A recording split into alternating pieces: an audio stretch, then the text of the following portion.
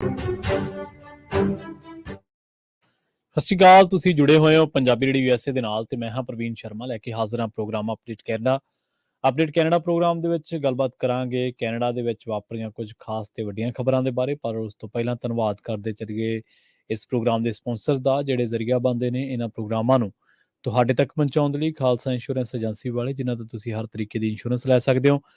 Insurance ਲੈਣ ਦੇ ਲਈ ਨੰਬਰ ਨੋਟ ਕਰ ਲਓ 408 272 2500। ਜੇਕਰ ਤੁਸੀਂ ਕਿਸੇ ਵੀ ਪਾਲਿਸੀ ਦੇ ਵਿੱਚ ਬਦਲਾਅ ਕਰਾਉਣਾ ਚਾਹੁੰਦੇ ਹੋ, ਓਬਾਮਾ ਕੇਅਰ ਬਾਬਤ ਜਾਂ ਕਵਰਡ ਕੈਲੀਫੋਰਨੀਆ ਦੀ ਬਾਬਤ ਕੋਈ ਜਾਣਕਾਰੀ ਲੈਣਾ ਚਾਹੁੰਦੇ ਹੋ ਤਾਂ ਅੱਜ ਹੀ ਡਾਇਲ ਕਰੋ 408 272 2500। ਇਸੇ ਤਰ੍ਹਾਂ ਟਰਕੀਅਨ ਇਮੀਗ੍ਰੇਸ਼ਨ ਲਾ ਫਰਮ ਵਾਲੇ ਜੇ ਟਰਕੀਅਨ ਇਮੀਗ੍ਰੇਸ਼ਨ ਬਾਬਤ ਤੁਹਾਡਾ ਕੋਈ ਸਵਾਲ ਆ, ਕੋਈ ਸਲਾਹ ਕਰਨੀ ਹੈ ਤਾਂ ਅਟਾਰਨੀ ਟਰਕੀਅਨ ਦੇ ਨਾਲ ਤੁਸੀਂ 415 909 0503 ਤੇ ਗੱਲ ਕਰ ਸਕਦੇ ਹੋ। GN ਲਿਵ ਵਾਲੇ ਟਰੱਕ ਵਾਸ਼ ਕਰਦੇ ਨੇ, ਆਇਲ ਚੇਂਜ ਕਰਦੇ ਨੇ, ਏਅਰ ਬ੍ਰੇਕਾਂ ਦਾ ਕੰਮ ਤਸੱਲੀ ਬਖਸ਼ ਕਰਵਾ ਸਕਦੇ। ਨਵੇਂ ਪੁਰਾਣੇ ਟਾਇਰ ਵੀ ਇਹਨਾਂ ਤੋਂ ਮਿਲਦੇ ਨੇ। ਲੋਕੇਸ਼ਨ ਅਸੈਂਟਾ ਨੀਲਾ ਦੀ ਨਿੰਮਾ ਸੋਤਾ ਦੇ ਨਾਲ ਗੱਲ ਕੀਤੀ ਜਾ ਸਕਦੀ ਹੈ 209 270 0113 ਤੇ। ਕੈਨੇਡਾ ਦੇ ਵਿੱਚ ਸ਼ੁਰੂਆਤ ਕੁਝ ਸਕੂਨ ਦੇਣ ਵਾਲੀਆਂ ਖਬਰਾਂ ਤੋਂ ਕਰਦੇ ਹਾਂ। ਲੰਘੇ ਦਿਨੀ ਆਪਾਂ ਇੱਕ ਕਾਸਟਕੋ ਦੇ ਮੁਲਾਜ਼ਮਾਂ ਦੀ $1 ਮਿਲੀਅਨ ਦੀ ਲੋਟਰੀ ਲੱਗਣ ਦੀ ਖਬਰ ਤੁਹਾਡੇ ਨਾਲ ਸ਼ੇਅਰ ਕੀਤੀ ਸੀ। ਪਰ ਹੁਣ ਲੋਟਰੀ ਜਿੱਤਣ ਦੀ ਖਬਰ ਕੈਨੇਡਾ ਵਾਸਤੇ ਪੰਜਾਬੀ ਭਾਈਚਾਰੇ ਦੇ ਨਾਲ ਸੰਬੰਧਿਤ ਨੌਜਵਾਨ ਦੇ ਨਾਲ ਜੁੜੀ ਹੈ, ਸਾਹਮਣੇ ਆ ਰਹੀ ਹੈ। ਸਰੀ ਨਿਵਾਸੀ ਇੱਕ ਪੰਜਾਬੀ ਨੌਜਵਾਨ ਪਲਵਿੰਦਰ ਸਿੱਧੂ ਕੈਨੇਡਾ ਦੇ ਵਿੱਚ ਡੇਲੀ ਗ੍ਰੈਂਡ ਦੀ ਟਿਕਟ ਤੇ $2.5 ਲੱਖ ਜਿੱਤ ਗਿਆ। ਜੀ ਹਾਂ, ਸਰੀ ਨਿਵਾਸੀ ਪਲਵਿੰਦਰ ਸਿੱਧੂ ਦੇ ਹੱਥ ਵੱਡੀ ਲੋਟਰੀ ਲੱਗੀ ਹੈ ਤੇ ਇਸ ਲੋਟਰੀ ਜਿੱਤਣ ਤੋਂ ਬਾਅਦ ਪਲਵਿੰਦਰ ਸਿੱਧੂ ਦੇ ਪੈਰ ਧਰਤੀ ਤੇ ਨਹੀਂ ਲੱਗ ਰਹੇ, ਮਤਲਬ ਭੁੰਜੇ ਨਹੀਂ ਲੱਗ ਰਹੇ ਖੁਸ਼ੀ ਦੇ ਵਿੱਚ। ਪਰ ਉਹਨੇ ਇਸ ਤਜਰਬੇ ਬਾਰੇ ਉਹ ਜਦੋਂ ਗੱਲ ਕਰ ਰਿਹਾ ਸੀ ਮੀਡੀਆ ਦੇ ਨਾਲ ਤਾਂ ਉਸ ਨੌਜਵਾਨ ਨੇ ਦੱਸਿਆ ਕਿ ਜਦੋਂ ਉਸਨੇ ਟਿਕਟ ਵੇਖਿਆ ਤਾਂ ਪਹਿਲਾਂ ਤਾਂ ਸਮਝਿਆ ਕਿ ਸ਼ਾਇਦ $250 ਦੀ ਲੋਟਰੀ ਲੱਗੀ ਹੈ ਤੇ ਨਾਲ ਦੀ ਨਾਲ ਆਪਣੀ ਘਰਵਾਲੀ ਨੂੰ ਉਹਨੇ ਕਾਲ ਕੀਤੀ। ਉਹਨਾਂ ਨੂੰ ਵੀ ਉਸਦੀ ਮਿਸਿਸ, ਉਸਦੀ ਘਰਵਾਲੀ ਨੂੰ ਪਹਿਲਾਂ ਯਕੀਨ ਨਹੀਂ ਹੋਇਆ, ਪਰ ਜਦੋਂ ਉਸਨੇ ਦੱਸਿਆ ਕਿ ਵਾਕਈ ਆਪਾਂ $2.5 ਲੱਖ ਜਿੱਤ ਗਏ ਹਾਂ ਤਾਂ ਖੁਸ਼ੀ ਦਾ ਕੋਈ ਠਿਕਾਣਾ ਨਾ ਰਿਹਾ। ਹੁਣ ਉਹ ਕਹਿੰਦਾ ਸੱਚ ਜਾਣਨ ਤੇ ਬੜਾ ਚੰਗਾ ਲੱਗ ਰਿਹਾ। $2.5 ਲੱਖ ਜਿੱਤਿਆ ਤੇ ਸਕੀਮਾਂ ਪਲਾਨ ਇਹੀ ਹੈ ਕਿ ਇਸ ਜਿੱਤੀ ਹੋਈ ਰਕਮ ਦੇ ਆਸਰੇ ਘਰ ਲਿਆ ਜਾਵੇ ਅਤੇ ਆਪਣਾ ਕੋਈ ਕਾਰੋਬਾਰ ਸ਼ੁਰੂ ਕੀਤਾ ਜਾਵੇ। ਸੋ ਉਸ ਤੋਂ ਬਾਅਦ ਹੁਣ ਪਲਵਿੰਦਰ ਸਿੱਧੂ ਦੇ ਘਰ ਵਧਾਈਆਂ ਦੇਣ ਵਾਲਿਆਂ ਦਾ ਤਾਂਤਾ ਲੱਗਿਆ ਹੋਇਆ। ਕੈਨੇਡਾ ਤੋਂ ਲਗਾਤਾਰ ਸੁਗਮਈ ਖਬਰਾਂ ਰਹੀਆਂ ਸਨ। ਪਲਵਿੰਦਰ ਸਿੱਧੂ ਦੀ ਲੱਗੀ ਲੋਟਰੀ ਨੇ ਕੈਨੇਡਾ ਵਾਸਤੇ ਪੰਜਾਬੀ ਭਾਈਚਾਰੇ ਨੂੰ ਇੱਕ ਚੰਗੀ ਖਬਰ ਵੀ ਦੇਣ ਦਾ ਮੌਕਾ ਦਿੱਤਾ। ਅਗਲੀ ਖਬਰ ਕਰੀਏ ਪ੍ਰੀਮੀਅਰ ਡੇਵਿਡ ਈਬੀ ਦੇ ਬਿਆਨ ਦੀ। ਉਹਨਾਂ ਨੇ ਇਹ ਗੱਲ ਕਹੀ ਹੈ ਕਿ ਨਵੀਂ ਕਾਸਟ ਆਫ ਲਿਵਿੰਗ ਕ੍ਰੈਡਿਟ ਜਿਹੜਾ ਉਹ ਆਪਣੇ ਖਾਤਿਆਂ ਦੇ ਵਿੱਚ ਲੋਕਾਂ ਨੂੰ ਛੇਤੀ ਹੀ ਮਿਲ ਜਾਊਗਾ। ਵਿੱਤ ਮਹਿਕਮੇ ਵੱਲੋਂ ਇਹ ਗੱਲ ਕਹੀ ਜਾ ਰਹੀ ਹੈ ਕਿ ਬ੍ਰਿਟਿਸ਼ ਕੋਲੰਬੀਆ ਦੇ 85% ਲੋਕਾਂ ਨੂੰ ਪੂਰਾ ਜਾਂ ਅੰਸ਼ਕ ਕ੍ਰੈਡਿਟ ਕੈਨੇਡਾ ਰੈਵਨਿਊ ਏਜੰਸੀ ਦੇ ਜ਼ਰੀਏ ਮਿਲੇਗਾ, ਜੋ ਪ੍ਰਤੀ ਬਾਲਗ $164 ਹੋਏਗਾ ਤੇ ਪ੍ਰਤੀ ਬੱਚਾ $41 ਤੱਕ ਹੋਏਗਾ। ਗੱਲਬਾਤ ਕਰਦੇ ਹਾਂ ਸਰੀ ਦੀ ਮੇਅਰ ਬ੍ਰੈਂਡਾ ਲੌਕ ਦੇ ਬਾਰੇ। ਉਹਨਾਂ ਨੇ ਇੱਕ ਬਿਆਨ ਜਾਰੀ ਕੀਤਾ ਜਿਸ ਦੇ ਵਿੱਚ ਉਹਨਾਂ ਨੇ ਕਿਹਾ ਕਿ ਜੇਕਰ ਸਰੀ ਪੁਲਿਸ ਬਣਾਉਣੀ ਆ ਤਾਂ ਇਸ ਵਾਰ ਪ੍ਰਾਪਰਟੀ ਟੈਕਸ 55% ਤੱਕ ਵਧਾਉਣਾ ਪੈ ਸਕਦਾ ਹੈ। ਇਹਨਾਂ ਤਾਂ ਸਰੀ ਪੁਲਿਸ ਦਾ 5 ਸਾਲਾਂ ਦਾ ਬਜਟ ਵੀ ਹੈ ਨਹੀਂ ਜਿੰਨੇ ਪੈਸੇ 55% ਟੈਕਸ ਵਧਾ ਕੇ ਇਕੱਠੇ ਹੋ ਜਾਣਗੇ। ਇਹ ਜਾਣਕਾਰੀਆਂ ਜਾਂ ਇਹ ਚਰਚਾ ਅਕਸਰ ਹੀ ਪੰਜਾਬੀ ਮੀਡੀਆ ਦੇ ਵਿੱਚ ਉੱਥੇ ਲਗਾਤਾਰ ਚੱਲ ਰਹੀ ਹੈ। ਇੱਕ ਪਾਸੇ ਸ਼ਹਿਰ ਦੇ ਵਿੱਚ ਪ੍ਰਾਪਰਟੀਜ਼ ਦਾ ਕੰਮ ਖੜ ਚੁੱਕਿਆ ਹੈ, ਡਿਵੈਲਪਮੈਂਟ ਫੀਸਾਂ ਅਤੇ ਇਸ ਦੇ ਨਾਲ ਸੰਬੰਧਿਤ ਹੋਰ ਆਮਦਨ ਬਹੁਤ ਘੱਟ ਚੁੱਕੀ ਹੈ। ਸਵਾਲ ਵੱਡਾ ਇਹ ਚੁੱਕ ਰਹੇ ਨੇ ਜਿਹੜੇ ਉੱਥੋਂ ਦੇ ਰੋਸ਼ਨ ਦਿਮਾਗ ਪੱਤਰਕਾਰ ਨੇ। ਉਹ ਕਹਿੰਦੇ ਕਿ ਕੀ ਹੁਣ ਰਿਸੈਸ਼ਨ ਦਾ ਸਾਰਾ ਜਿਹੜਾ ਭਾਰ ਆ ਉਹ ਵੀ ਸਰੀ ਜਿਹੜਾ ਸਰੀ ਦੇ ਸਿਰ ਹੀ ਪਾ ਦੇਣਾ ਕਿ ਅਜਿਹਾ ਕਰਕੇ ਸਰੀ ਦੇ ਉਹਨਾਂ 72% ਲੋਕਾਂ ਨੂੰ ਸਜ਼ਾ ਦਿੱਤੀ ਜਾਊਗੀ ਜਿਨ੍ਹਾਂ ਨੇ ਮੇਅਰ ਬਰੌਂਡਾ ਲੋਕ ਨੂੰ ਵੋਟਾਂ ਨਹੀਂ ਸਨ ਪਾਈਆਂ। ਹੁਣ ਇਸ ਵੇਲੇ ਇਸ ਦੀ ਇਹੀ ਚਰਚਾ ਹੈ ਕਿ ਕੀ ਇਹ ਸਰਕਾਰ ਲਗਾਤਾਰ ਕਰ ਕੀ ਰਹੀ ਹੈ, ਕਿਉਂਕਿ ਜਦੋਂ ਤੋਂ ਸਰੀ ਦੀ ਮੇਅਰ ਬ੍ਰੈਂਡਾ ਲੌਕ ਨੇ ਬਿਆਨ ਜਾਰੀ ਕੀਤਾ ਕਿ ਪ੍ਰਾਪਰਟੀ ਟੈਕਸ 50% ਤੱਕ ਵਧਾਉਣੇ ਪੈਣਗੇ ਜੇਕਰ ਸਰੀ ਨੇ ਪੁਲਿਸ ਬਣਾਉਣੀ, ਤਾਂ ਉਸ ਤੋਂ ਬਾਅਦ ਲਗਾਤਾਰ ਇਸ ਬਿਆਨ ਦੀ ਚਰਚਾ ਹੋ ਰਹੀ ਹੈ। ਪਿਛਲੇ ਦਿਨੀ ਏਅਰ ਅਤੇ ਟ੍ਰੇਨ ਟਰਾਂਸਪੋਰਟੇਸ਼ਨ ਦੇ ਵਿੱਚ ਜਿਹੜੀ ਵੱਡੀ ਗੜਬੜੀ ਹੋਈ ਸੀ ਉਸ ਤੋਂ ਬਾਅਦ ਹੁਣ ਸਰਕਾਰ ਨੂੰ ਜਵਾਬ ਦੇਣਾ ਔਖਾ ਹੋ ਗਿਆ ਤੇ ਲੰਘੇ ਦਿਨੀ ਹੌਲੀਡੇ ਸੀਜ਼ਨ ਦੇ ਦੌਰਾਨ ਕਈ ਫਲਾਈਟਸ ਤੇ ਟ੍ਰੇਨਸ ਰੱਦ ਹੋਣ ਕਰਕੇ ਜਾਂ ਉਹਨਾਂ ਦੇ ਵਿੱਚ ਦੇਰੀ ਹੋਣ ਕਰਕੇ ਕੈਨੇਡੀਅਨ ਪੈਸੇਂਜਰਸ ਕਾਫੀ ਪ੍ਰਭਾਵਿਤ ਹੋਏ ਸਨ ਤੇ ਕਈ ਥਾਵਾਂ ਉੱਤੇ ਟਰੈਵਲਰਸ ਫਸ ਵੀ ਗਏ ਸਨ। ਹੁਣ ਉਸ ਤੋਂ ਬਾਅਦ ਟਰਾਂਸਪੋਰਟ ਮੰਤਰੀ ਉਮਰ ਅਲ ਕਬਰਾ ਦਾ ਕਹਿਣਾ ਹੈ ਕਿ ਸਰਕਾਰ ਯਾਤਰੀਆਂ ਦੇ ਅਧਿਕਾਰਾਂ ਨੂੰ ਹੋਰ ਮਜ਼ਬੂਤ ਕਰਨ ਦੇ ਲਈ ਕੰਮ ਕਰ ਰਹੀ ਹੈ।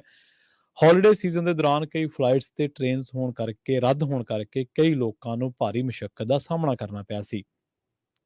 ਨਾਲ ਹੀ ਉਹਨਾਂ ਨੇ ਕਿਹਾ ਕਿ ਉਹਨਾਂ ਨੇ ਸਰਵਿੰਗ ਦੇ ਪ੍ਰੈਜ਼ੀਡੈਂਟ ਲੈਨ ਕ੍ਰੈਡੋ ਦੇ ਨਾਲ ਮੁਲਾਕਾਤ ਕੀਤੀ ਹੈ ਤੇ 에ਅਰਲਾਈਨ ਵੱਲੋਂ ਕੈਨੇਡਾ ਦੀਆਂ ਕਈ ਥਾਵਾਂ ਤੇ ਵੀ ਵਿਦੇਸ਼ਾਂ ਦੇ ਵਿੱਚ ਵੀ ਆਪਣੇ ਕਸਟਮਰਸ ਨੂੰ ਫਸੇ ਰਹਿਣ ਦਿੱਤਾ ਗਿਆ ਤੇ ਉਹਨਾਂ ਦੇ ਨਾਲ ਇਹ ਬਹੁਤ ਜ਼ਿਆਦਾ ਬੁਰਾ ਹੋਇਆ ਕਿ ਉਹਨਾਂ ਦੇ ਨਾਲ ਕੋਈ ਸੰਪਰਕ ਵੀ ਨਹੀਂ ਕੀਤਾ ਗਿਆ, ਜਿਸ ਕਰਕੇ ਕ੍ਰੈਡੋ ਨੇ 에ਅਰਲਾਈਨ ਵੱਲੋਂ ਮਾਫੀ ਵੀ ਮੰਗੀ ਹੈ। ਉਹਨਾਂ ਨੇ ਕਿਹਾ ਹੈ ਕਿ ਅਲ ਕਬਰਾ ਨੇ ਇਹ ਗੱਲ ਕਹੀ ਹੈ ਕਿ ਸਨਵਿੰਗ ਨੇ ਆਪਣੇ ਆਪਰੇਸ਼ਨ ਦੇ ਦੌਰਾਨ ਕੁਤਾਹੀ ਵਰਤੀ ਅਤੇ 에ਅਰਲਾਈਨ ਵੱਲੋਂ ਆਪਣੇ ਕਸਟਮਰਸ ਦੇ ਨਾਲ ਰਾਬਤਾ ਨਾ ਰੱਖਣ ਦੀ ਜਿਹੜੀ ਗਲਤੀ ਕੀਤੀ ਗਈ ਹੈ ਉਸ ਨੂੰ ਸਵੀਕਾਰ ਨਹੀਂ ਕੀਤਾ ਜਾ ਸਕਦਾ। ਲੰਘੇ ਦਿਨੀ ਵੀ ਆਪਾਂ ਇਸ ਗੱਲ ਤੇ ਚਰਚਾ ਕਰਕੇ ਹਟੇ ਕਿ ਉੱਥੇ ਹੁਣ ਦੂਜੀਆਂ ਜਿਹੜੀਆਂ ਵਿਰੋਧੀ ਸਿਆਸੀ ਪਾਰਟੀਆਂ ਨੇ ਉਹਨਾਂ ਨੇ ਸਰਕਾਰ ਤੇ ਨਿਸ਼ਾਨਾ ਸਾਧਿਆ ਕਿ ਸਿਰਫ ਇਹ ਕਹਿ ਕੇ ਬੁੱਤਾ ਨਹੀਂ ਸਾਰਨਾ ਚਾਹੀਦਾ ਕਿ ਹਾਂ ਆ ਗਲਤੀ ਹੋ ਗਈ ਹੈ। ਉਹਦੇ ਲਈ ਜਿਹੜੀ ਜਿਸ ਵੀ ਬੰਦੇ ਦੀ ਜਿਸ ਵੀ ਧਿਰ ਦੀ ਜਿਸ ਵੀ ਅਫਸਰ ਦੀ ਅਕਾਊਂਟੇਬਿਲਿਟੀ ਬਣਦੀ ਹੈ ਤਾਂ ਉਸ ਤੋਂ ਸਵਾਲਾਤ ਜ਼ਰੂਰ ਹੋਣੇ ਚਾਹੀਦੇ ਨੇ। ਤਾਂ ਹੁਣ ਅਲ ਕਬਰਾ ਨੇ ਆਖਿਆ ਕਿ ਛੁੱਟੀਆਂ ਦੇ ਵਿੱਚ ਟਰੈਵਲ ਕਰਦੇ ਸਮੇਂ ਕੈਨੇਡੀਅਨ ਖਰਾਬ ਮੌਸਮ ਦੇ ਨਾਲ ਜੁੜੇ ਮੁੱਦਿਆਂ ਨੂੰ ਧਿਆਨ ਦੇ ਵਿੱਚ ਰੱਖ ਕੇ ਚੱਲਦੇ ਨੇ, ਪਰ 에ਅਰਲਾਈਨ ਦੀ ਲਾਪਰਵਾਹੀ ਨੂੰ ਬਰਦਾਸ਼ਤ ਨਹੀਂ ਕੀਤਾ ਜਾ ਸਕਦਾ। ਉਹ ਕਹਿ ਰਹੇ ਨੇ ਕਿ ਅਸੀਂ ਸਿਸਟਮ ਦੇ ਵਿੱਚ ਹੋਰ ਸੁਧਾਰ ਕਰਨ ਬਾਰੇ ਵੀ ਵਿਚਾਰ ਕਰ ਰਹੇ ਹਾਂ। ਸਨਵਿੰਗ ਦੇ ਵੱਲੋਂ ਇਹ ਖਬਰ ਵੀ ਆ ਰਹੀ ਹੈ ਕਿ ਪੈਸੰਜਰਸ ਨੂੰ ਮੁਆਵਜ਼ਾ ਦੇਣ ਦੀ ਗੱਲ ਵੀ ਉਹਨਾਂ ਨੇ ਮੰਨੀ ਹੈ ਤੇ 에ਅਰਲਾਈਨਸ ਦੀਆਂ ਇਹਨਾਂ ਗਲਤੀਆਂ ਤੋਂ ਸਰਕਾਰ ਨੂੰ ਪੈਸੰਜਰਸ ਦੇ ਅਧਿਕਾਰਾਂ ਨੂੰ ਹੋਰ ਮਜ਼ਬੂਤ ਕਰਨ ਦਾ ਮੌਕਾ ਮਿਲ ਰਿਹਾ ਤੇ ਅਸੀਂ ਇਹ ਮੌਕਾ ਹੁਣ ਉਹਨਾਂ ਨੇ ਅਲ ਕਬਰਾ ਜਿਹੜੇ ਕਿ ਟਰਾਂਸਪੋਰਟ ਮੰਤਰੀ ਨੇ ਓਮਰ ਅਲ ਕਬਰਾ ਤੇ ਉਹ ਕਹਿੰਦੇ ਅਸੀਂ ਇਹ ਮੌਕਾ ਹੁਣ ਖੁੰਝਣ ਨਹੀਂ ਦਿਆਂਗੇ। ਲੰਘੇ ਦਿਨਾਂ ਦੇ ਵਿੱਚ ਇਸ ਗੱਲ ਤੇ ਚਰਚਾ ਬੜੀ ਚੱਲੀ ਕਿ ਜਿਹਦੇ ਵਿੱਚ ਵਿਦੇਸ਼ੀਆਂ ਨੂੰ ਇਹ ਕਿਹਾ ਗਿਆ ਕਿ ਅਗਲੇ 2 ਸਾਲਾਂ ਤੱਕ ਉਹ ਕੈਨੇਡਾ ਦੇ ਵਿੱਚ ਘਰ ਨਹੀਂ ਖਰੀਦ ਸਕਣਗੇ। ਇਸ ਬਾਬਤ ਸੋਸ਼ਲ ਮੀਡੀਆ ਤੇ ਵੀ ਕਾਫੀ ਕੁਝ ਪੜ੍ਹਨ ਨੂੰ ਮਿਲਿਆ ਤੇ ਇਸੇ ਬਾਬਤ ਹੁਣ ਕਾਫੀ ਹੋਰ ਜਿਹੜੇ ਰੀਅਲ estate ਦੇ ਨਾਲ ਜੁੜੇ ਲੋਕ ਨੇ ਉਹ ਇਹਨਾਂ ਚੀਜ਼ਾਂ ਤੇ ਰਿਸਰਚ ਕਰ ਰਹੇ ਨੇ। ਅਸਲ ਦੇ ਵਿੱਚ ਇਹਦੇ ਬਾਬਤ ਪਿਛਲੇ ਦਿਨਾਂ ਦੇ ਵਿੱਚ ਹੋਇਆ ਕਿ ਸਰਕਾਰ ਨੂੰ ਇਹ ਡਿਸੀਜਨ ਲੈਣਾ ਕਿਉਂ ਪਿਆ ਤੇ ਇਹਦੇ ਵਿੱਚ ਰਿਲੈਕਸੇਸ਼ਨ ਕੀ ਹੈ ਤੇ ਹੋਰ ਕਿਹੜੇ-ਕਿਹੜੇ ਮੁਲਕਾਂ ਨੇ ਕੀਤਾ, ਇਹਦੇ ਬਾਰੇ ਚਰਚਾ ਕਰਦੇ ਹਾਂ। ਕੈਨੇਡਾ ਸਰਕਾਰ ਵੱਲੋਂ ਇਹ ਗੱਲ ਕਹੀ ਗਈ ਹੈ ਜਿਹੜੇ ਕੈਨੇਡਾ ਦੇ ਵਿੱਚ ਘਰ ਖਰੀਦਣ ਦੀ ਇੱਛਾ ਰੱਖਦੇ ਆ ਪਹਿਲਾਂ ਤਾਂ ਵਿਦੇਸ਼ੀ, ਉਹਨਾਂ ਦੀਆਂ ਆਸਾਂ ਉਮੀਦਾਂ ਨੂੰ ਝਟਕਾ ਲੱਗਿਆ ਕਿਉਂਕਿ ਹੁਣ 2 ਸਾਲ ਤੱਕ ਉਹ ਕੈਨੇਡਾ ਦੇ ਵਿੱਚ ਘਰ ਨਹੀਂ ਖਰੀਦ ਸਕਣਗੇ। ਕੈਨੇਡਾ ਸਰਕਾਰ ਵੱਲੋਂ ਲਗਾਈ ਪਾਬੰਦੀ ਦਾ ਮਕਸਦ ਉਹਨਾਂ ਲੋਕਾਂ ਨੂੰ ਰਾਹਤ ਦੇਣਾ ਜੋ ਘਰ ਖਰੀਦਣਾ ਚਾਹੁੰਦੇ ਨੇ ਪਰ ਕੀਮਤਾਂ ਉਹਨਾਂ ਦੀ ਪਹੁੰਚ ਤੋਂ ਬਾਹਰ ਹੋ ਚੁੱਕੀਆਂ ਨੇ। ਅਜਿਹੇ ਲੋਕਾਂ ਨੂੰ ਘਰ ਖਰੀਦਣ ਦੇ ਵਿੱਚ ਮਦਦ ਕਰਨ ਦੇ ਇਰਾਦੇ ਦੇ ਨਾਲ ਇਹ ਕਦਮ ਚੁੱਕਿਆ ਗਿਆ। ਹੁਣ ਤੱਕ ਕੈਨੇਡਾ ਦੇ ਵਿੱਚ ਇੱਕ ਘਰ ਦੀ ਕੀਮਤ ਔਸਤਨ $8 ਲੱਖ ਕੈਨੇਡੀਅਨ ਡਾਲਰ ਤੋਂ ਉੱਪਰ ਹੈ। ਇਹ ਕੀਮਤ ਲੋਕਾਂ ਦੀ ਔਸਤ ਘਰੇਲੂ ਆਮਦਨ ਤੋਂ 11 ਗੁਣਾ ਵੱਧ ਹੈ। ਕੁਝ ਲੋਕਾਂ ਨੇ ਇਸ ਪਾਬੰਦੀ ਦੀ ਆਲੋਚਨਾ ਵੀ ਕੀਤੀ ਹੈ ਤੇ ਕਿਹਾ ਹੈ ਕਿ ਇਸ ਪਾਬੰਦੀ ਦਾ ਕੈਨੇਡਾ ਦੀ ਹਾਊਸਿੰਗ ਬਾਜ਼ਾਰ ਉੱਤੇ ਕੀ ਪ੍ਰਭਾਵ ਪਏਗਾ ਇਹ ਵੀ ਦੇਖਣਾ ਬਾਕੀ ਹੈ ਤੇ ਇਸ ਪੱਖ ਨੂੰ ਵੀ ਦਰਕਾਰਿਆ ਨਹੀਂ ਜਾ ਸਕਦਾ। ਓਨਟਾਰੀਓ ਅਤੇ ਬ੍ਰਿਟਿਸ਼ ਕੋਲੰਬੀਆ ਵਰਗੇ ਸੂਬਿਆਂ ਦੇ ਵਿੱਚ ਗੈਰ ਕੈਨੇਡੀਅਨ ਨਿਵਾਸੀ 6 ਤੋਂ ਵੀ ਘੱਟ ਦਰਾਂ ਦੇ ਮਾਲਕ ਨੇ। ਇੱਥੇ ਰਾਸ਼ਟਰੀ ਅੰਕੜੇ ਦਰਸਾਉਂਦੇ ਨੇ ਕਿ ਘਰਾਂ ਦੀਆਂ ਕੀਮਤਾਂ ਸਭ ਤੋਂ ਜ਼ਿਆਦਾ ਨੇ। 1 ਜਨਵਰੀ ਤੋਂ ਉਹਨਾਂ ਲੋਕਾਂ ਨੂੰ ਰਿਹਾਇਸ਼ੀ ਜਾਇਦਾਦ ਖਰੀਦਣ ਤੇ ਰੋਕ ਹੋਊਗੀ ਜਿਹੜੇ ਕੈਨੇਡੀਅਨ ਨਾਗਰਿਕ ਨਹੀਂ ਜਾਂ ਸਥਾਈ ਨਿਵਾਸੀ ਯਾਨੀ ਕਿ ਪੀਆਰ ਨਹੀਂ। ਇਸ ਦੀ ਉਲੰਘਣਾ ਕਰਨ ਵਾਲਿਆਂ ਤੇ $10,000 ਕੈਨੇਡੀਅਨ ਡਾਲਰ ਦਾ ਜੁਰਮਾਨਾ ਵੀ ਲਗਾਇਆ ਜਾਵੇਗਾ। ਦਸੰਬਰ 2022 ਦੇ ਅਖੀਰ ਦੇ ਵਿੱਚ ਬੈਨ ਦੇ ਅਮਲ ਦੇ ਵਿੱਚ ਆਉਣ ਤੋਂ 11 ਦਿਨ ਪਹਿਲਾਂ ਕੈਨੇਡੀਅਨ ਸਰਕਾਰ ਨੇ ਨਿਯਮ ਦੇ ਵਿੱਚ ਕੁਝ ਛੋਟਾਂ ਦਾ ਐਲਾਨ ਵੀ ਕੀਤਾ ਹੈ। ਇਹਨਾਂ ਛੋਟਾਂ ਦੇ ਵਿੱਚ ਅੰਤਰਰਾਸ਼ਟਰੀ ਵਿਦਿਆਰਥੀ ਜਿਹੜੇ ਕਿ ਘੱਟੋ ਘੱਟ 5 ਸਾਲਾਂ ਤੋਂ ਦੇਸ਼ ਦੇ ਵਿੱਚ ਨੇ ਜੋ ਲੋਕ ਰਿਫਿਊਜੀ ਹੋਣ ਦਾ ਦਾਅਵਾ ਕਰਦੇ ਨੇ ਅਤੇ ਸਥਾਈ ਵਰਕ ਪਰਮਿਟ ਵਾਲੇ ਲੋਕ ਸ਼ਾਮਲ ਨੇ। ਫੈਡਰਲ ਹਾਊਸਿੰਗ ਮੰਤਰੀ ਅਹਿਮਦ ਹੁਸੈਨ ਨੇ ਆਪਣੇ ਇੱਕ ਬਿਆਨ ਦੇ ਵਿੱਚ ਕਿਹਾ ਕਿ ਇਸ ਬੈਨ ਦਾ ਮਕਸਦ ਉਹਨਾਂ ਲੋਕਾਂ ਨੂੰ ਘਰ ਖਰੀਦਣ ਤੋਂ ਰੋਕਣਾ ਹੈ ਜੋ ਘਰ ਨੂੰ ਘਰ ਵਾਂਗ ਨਹੀਂ ਸਗੋਂ ਉਸ ਨੂੰ ਜਾਇਦਾਦ ਜਾਂ ਵਸਤੂ ਦੇ ਤੌਰ ਤੇ ਦੇਖਦੇ ਨੇ। ਹੁਸੈਨ ਨੇ ਕਿਹਾ ਕਿ ਇਸ ਕਾਨੂੰਨ ਦੇ ਰਾਹੀਂ ਅਸੀਂ ਇਹ ਯਕੀਨੀ ਬਣਾਉਣ ਦੇ ਲਈ ਕਾਰਵਾਈ ਕਰ ਰਹੇ ਹਾਂ ਕਿ ਰਿਹਾਇਸ਼ ਕੈਨੇਡੀਅਨ ਨਾਗਰਿਕਾਂ ਦੀ ਮਲਕੀਅਤ ਹੈ ਤੇ ਇਹ ਇਸ ਦੇਸ਼ ਦੇ ਵਿੱਚ ਰਹਿਣ ਵਾਲੇ ਹਰੇਕ ਵਿਅਕਤੀ ਦੇ ਫਾਇਦੇ ਦੇ ਲਈ ਹੈ। ਭਾਵੇਂ ਹੀ ਕੈਨੇਡਾ ਦੇ ਵਿੱਚ ਘਰਾਂ ਦੀਆਂ 2022 ਦੇ ਵਿੱਚ ਕੀਮਤਾਂ ਘਟੀਆਂ ਹੋਣ ਪਰ ਅਜੇ ਵੀ ਇੱਕ ਦਹਾਕਾ ਪਹਿਲਾਂ ਦੇ ਨਾਲ ਜਿਹੜੀਆਂ ਕੀਮਤਾਂ ਸੀ ਉਹਨਾਂ ਦੇ ਨਾਲੋਂ ਕਿਤੇ ਵੱਧ ਨੇ। 2013 ਦੇ ਮੁਕਾਬਲੇ ਕੈਨੇਡਾ ਦੇ ਵਿੱਚ ਘਰਾਂ ਦੀਆਂ ਕੀਮਤਾਂ 2022 ਦੇ ਵਿੱਚ 48% ਵੱਧ ਸਨ। 2013 ਦੇ ਵਿੱਚ ਔਸਤ ਘਰ ਦੀ ਕੀਮਤ $5,22,951 ਕੈਨੇਡੀਅਨ ਡਾਲਰ ਹੁੰਦੀ ਸੀ। ਇਸੇ ਦੌਰਾਨ ਕੈਨੇਡਾ ਦੇ ਵਿੱਚ ਲੋਕਾਂ ਨੂੰ ਔਸਤ ਘਰੇਲੂ ਆਮਦਨ ਘਰਾਂ ਦੀਆਂ ਵਧਦੀਆਂ ਕੀਮਤਾਂ ਦੇ ਮੁਕਾਬਲੇ ਬਹੁਤ ਘੱਟ ਹੈ। ਨਵੇਂ ਅੰਕੜੇ ਦਰਸਾਉਂਦੇ ਨੇ ਕਿ 2015 ਤੋਂ 2022 ਤੱਕ ਲੋਕਾਂ ਦੀ ਘਰੇਲੂ ਆਮਦਨ ਸਿਰਫ 9.8% ਵਧੀ ਹੈ।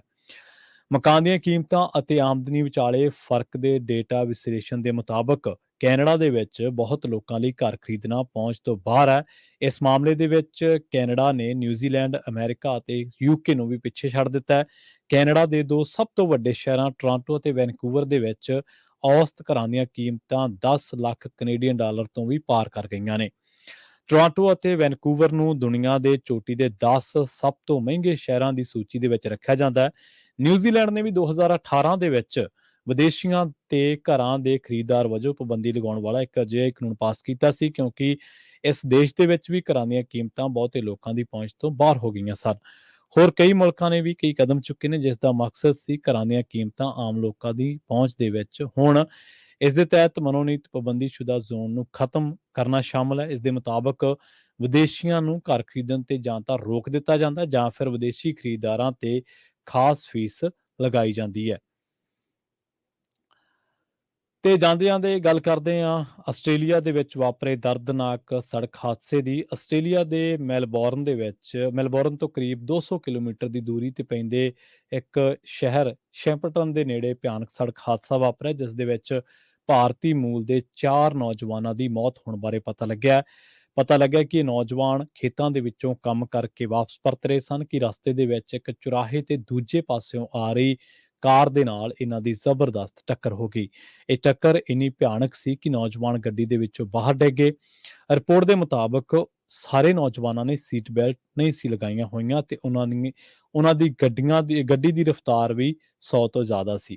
ਦੱਸਿਆ ਜਾ ਰਿਹਾ ਹੈ ਕਿ 4 ਨੌਜਵਾਨਾਂ ਦੀ ਮੌਕੇ ਤੇ ਹੀ ਮੌਤ ਹੋ ਗਈ, ਜਦਕਿ ਦੂਜੀ ਗੱਡੀ ਵਾਲੇ ਡਰਾਈਵਰ ਨੂੰ ਸੱਟਾਂ ਲੱਗੀਆਂ ਨੇ, ਜਿਸ ਨੂੰ ਹਵਾਈ ਐਂਬੂਲੈਂਸ ਦੇ ਰਾਹੀਂ ਸਥਾਨਕ ਹਸਪਤਾਲ ਦੇ ਵਿੱਚ ਦਾਖਲ ਕਰਵਾਇਆ ਗਿਆ। ਪੁਲਿਸ ਨੇ ਫਿਲਹਾਲ ਮ੍ਰਿਤਕਾਂ ਦੀ ਪਛਾਣ ਜਨਤਕ ਨਹੀਂ ਕੀਤੀ।